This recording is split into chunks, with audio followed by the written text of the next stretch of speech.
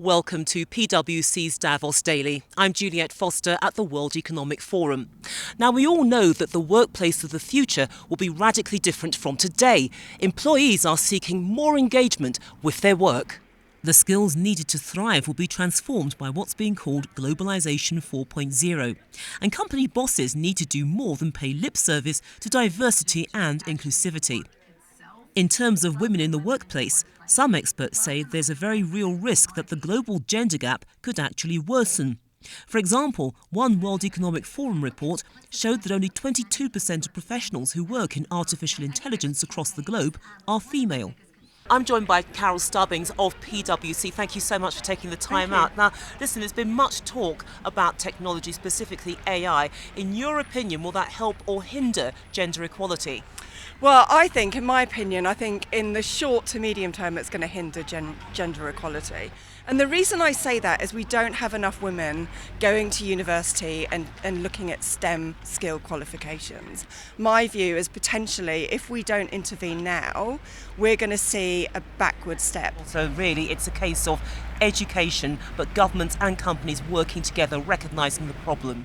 Oh, completely agree. And if you look at some of the innovative things that are happening at the moment, so Israel, for example, has more women in cybersecurity than men. And if you look at why that is, there was an intervention early on in education. Now, a lot of organisations, including our own, are actually doing a lot to foster technological skill sets within both men and women. And, more organisations really need to embrace that. But also they need to create the environment for women that do have the ability to come and add value from a technology perspective to re-enter the workforce. And the challenge we have at the moment on our CEO survey, only 5% of CEOs are thinking about a broader workforce in terms of including people that don't necessarily want to work full time, and that needs to change. Alison Wagenfeld, the Chief Marketing Officer for Google Cloud, told me about how she balances her job with her family life. I have 3 kids, ages 13, 15, and 17, and so they've been incredibly supportive. I'm actually wearing a bracelet that my daughter gave me. You can't probably see it, but it says "Best Mom Ever." So reminds me while I'm out here traveling away from my family that I'm still trying to be. But you're doing it right. You're doing it right. Mom. That's the point, that you're doing it right. The kids recognise that. So they're part of the conversations. I come home and I share what I'm doing at work. I come home and share some of my challenges. I come home and I'm vulnerable with them as well, and they help me problem solve. And I think the more that I can include my children, I have a daughter and 2 boys, in all of the facets of what it means to be working in a company like Google, I think that they're all going to benefit from that. So it gives them a fantastic template going forward in their lives. I hope so. That's what we all try to do, right? Someone who knows about taking action is the former president of Iceland, Ólafur Ragnar Grímsson, who led his country to become the most gender-equal nation in the world. So we make sure that young women, like young men, had the equal opportunity to get education without having to carry big financial burden.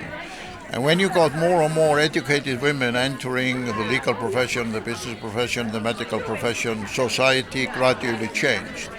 But we also introduced laws that made maternity leave obligatory and financed by the employers as well as the state.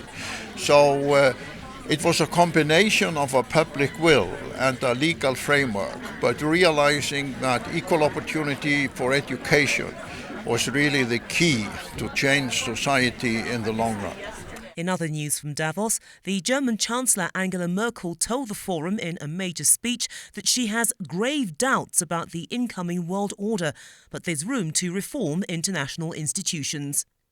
Haifa al-Mansour, Saudi Arabia's first female film director, told forum attendees that things are changing at home. She says that artists who were once outcasts in her home country are now feeling more celebrated. But she appealed to Arab women to do more to support one another. And he may not be a prince, but he is a superstar. Singer and performer will.i.am has been spotted in the halls of the Congress Centre, dressed head to toe in yellow. He's a regular attendee at the forum. There's just time for another number of the day, which is 202. That's the estimated number of years it could take to close the global gender pay gap.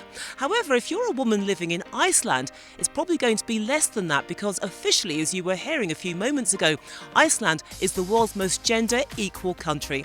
Thanks for watching and join us tomorrow for another Davos Daily.